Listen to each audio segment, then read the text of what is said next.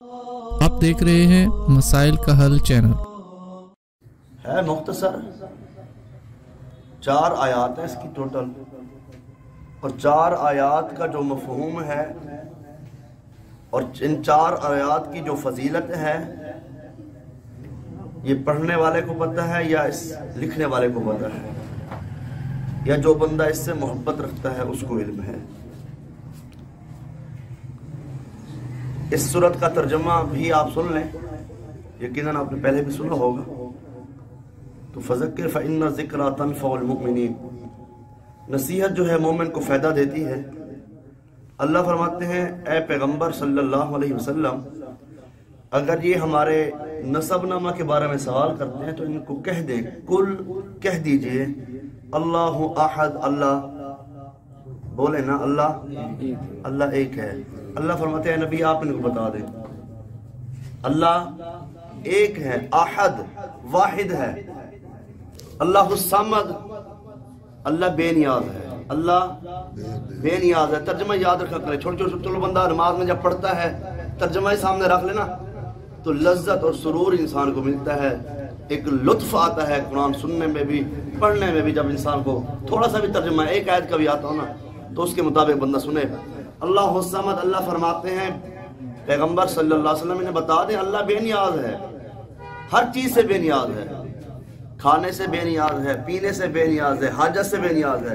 جسے حاجت آ جائے وہ حاجت روا نہیں ہو سکتا، جسے حاجت آ جائے وہ حاجت روا نہیں ہوتا، اور جس کو پریشانی آ جائے اور جس کو نیند آ جائے وہ بھی خالق مالک نہیں ہو سکتا۔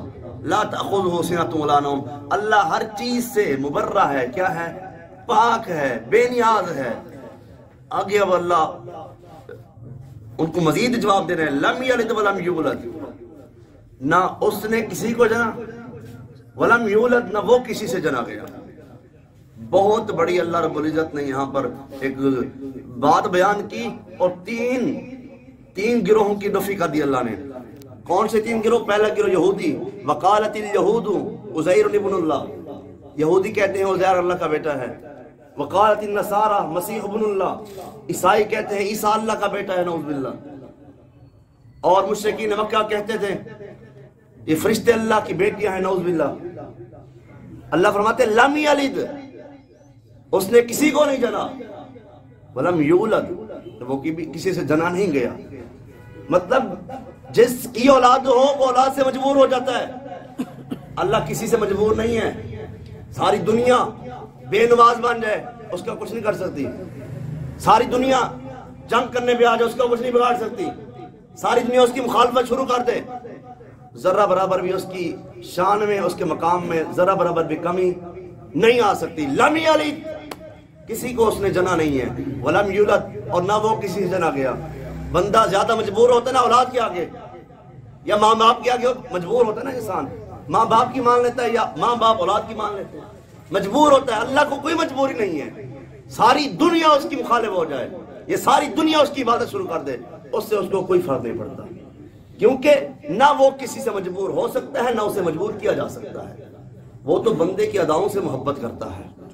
لم یلد بہت بڑا عقیدہ ہے، دنیا کے لوگوں کو، کافروں کو، یہود اور نصارہ کو، مشرکین مکہ کو پیغام دیا میرے رب نے، لم یلد، نہ اس نے کسی کو جنا، ولم یولد، نہ وہ کسی سے جنا گیا ہے۔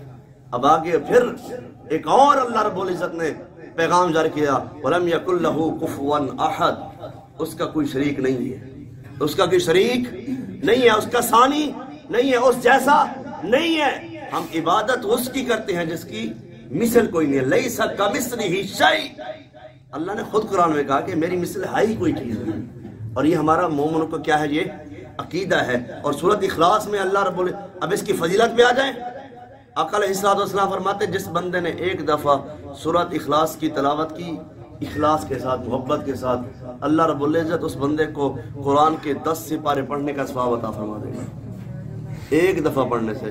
4 آیتیں ہیں، اگر بندہ سکون سے بھی پڑھ لے 1-1.5 منٹ میں یہ ختم ہو جائے گی، مختصر اور اثر۔ پھر آقا علیہ السلام فرماتے ہیں جو بندہ 3 دفعہ اس کو پڑھ لے رب کو راضی کرنے کے لیے، 3 دفعہ پڑھ لے، اللہ رب العزت اس کے خزانے میں کون سی کمی ہے؟ کائنات کا رب اس بندے کو پورے قرآن کے پڑھنے کا ثواب عطا فرما دے گا۔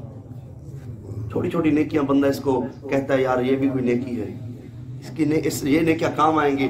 ایک شخص تھا، آقا علیہ السلام نے اسے امیر بنا کر بھیج دیا جنگ میں، تو وہ وہاں پر نمازیں پڑھاتا تھا، تو ہر نماز میں ہر آخری رکعت کے اندر جو جہری نمازیں تھیں سورۃ اخلاص کی تلاوت کیا کرتا تھا۔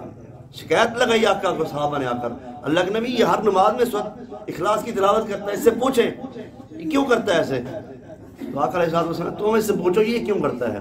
جب اس سے پوچھا گیا وہ کہتا ہے مجھے نا اس سورت سے محبت ہے، مجھے اس سورت سے محبت ہے کیونکہ اس میں میرے رب کی صفات بیان ہوئی ہیں، مجھے اس سورت سے محبت ہے۔